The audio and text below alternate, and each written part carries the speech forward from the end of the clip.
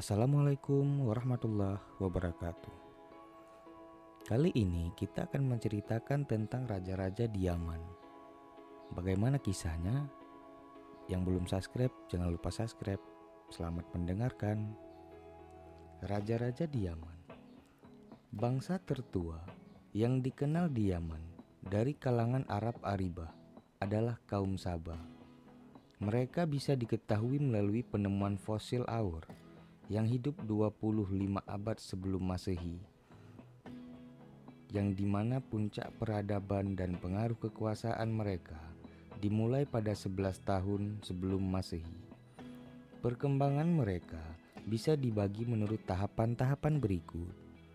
Poin pertama, abad-abad sebelum tahun 650, raja-raja mereka pada waktu itu diberi gelar dengan Maghrib Saba. Ibu kota mereka di Sirawah. Puing-puing peninggalan mereka dapat ditemui dengan menempuh perjalanan sehari ke arah barat dari negeri Maghrib yang dikenal dengan istilah Kharibah. Pada zaman mereka, mulai diadakan pembangunan bendungan yang dikenal dengan nama Bendungan Maghrib. Bendungan ini sangat terkenal dalam sejarah Yaman. Ada yang mengatakan wilayah kekuasaan kaum Saba meliputi daerah-daerah jajahan di negeri Arab dan di luar Arab. Poin kedua, sejak tahun 650 sampai tahun 110, pada masa-masa ini mereka menanggalkan gelar Maghrib dan hanya dikenal dengan raja-raja Saba. Mereka menjadikan Maghrib sebagai ibu kota, sebagai pengganti Sarawah.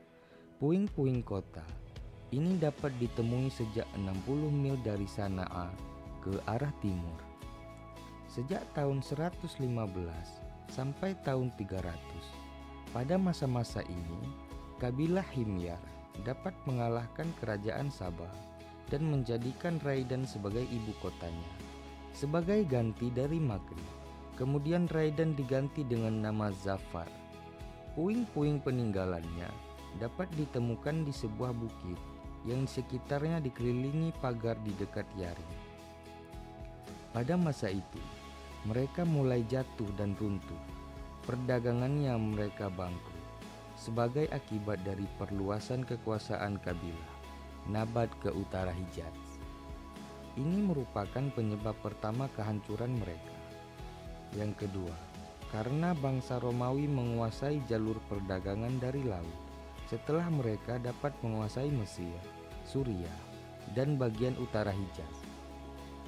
Ketiga, adanya persaingan di antara kabilah-kabilah yang ada di sana.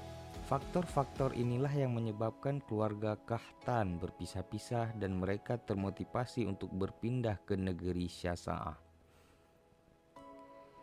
Poin keempat, sejak tahun 300 Masehi sampai masuknya Islam ke Yaman, pada masa-masa ini kekacauan, keributan, revolusi, dan peperangan antar suku sering terjadi di antara mereka yang justru membuat mereka menjadi mangsa bagian pihak luar, hingga kemerdekaan mereka pun terenggut. Pada masa itu, bangsa Romawi masuk ke Aden. Atas bantuan bangsa Romawi ini pula, orang-orang Habasyah dapat merebutkan Yaman pada awal tahun 340 Masehi yang sedang disibukkan oleh persaingan antara kabilah Hamdan dan Himyar. Penjajahan mereka berlangsung hingga tahun 378 Masehi. Selanjutnya, Yaman bisa mendapatkan kemerdekaannya lagi. Tetapi, kemudian bendungan Maghrib jebol sehingga menimbulkan banjir besar seperti yang disebutkan di dalam Al-Quran dengan istilah Sailul Aram pada tahun 450 atau 451 Masehi. Setelah itu, disusul satu kejadian besar yang mengakibatkan runtuhnya peradaban mereka dan mereka pun terpecah belah. Pada tahun 523 Masehi, Zunuwas, seorang Yahudi, memimpin pasukannya menyerang orang-orang Kristen ataupun pengikut ajaran Nabi Isa dari penduduk Najran dan berusaha memaksa mereka meninggalkan agamanya. Karena mereka menolak, maka Zunuwas membuat parit-parit besar yang di dalamnya dinyalakan api. Lalu mereka dilemparkan ke dalam api hidup-hidup, sebagaimana yang diisyaratkan dalam Al-Quran pada firman-Nya dalam surat Al-Buruj, Kutila ashabul ukhdud, binasa dan terlaknatlah orang-orang yang membuat parit. Kejadian ini menimbulkan api dendam di hati orang-orang Kristen dan mendorong mereka untuk memperluas daerah kekuasaan dan penaklukan di bawah pimpinan Kaisar Romawi untuk menguasai negeri Arab. Mereka memobilisasi orang-orang Habasyah dan menyiapkan armada lautnya sebanyak 70.000 pasukan dari penduduk Habasyah diterjunkan dan mampu menguasai Yaman untuk kali kedua. Serbuan ini dipimpin oleh Aryat pada tahun 525 Masehi.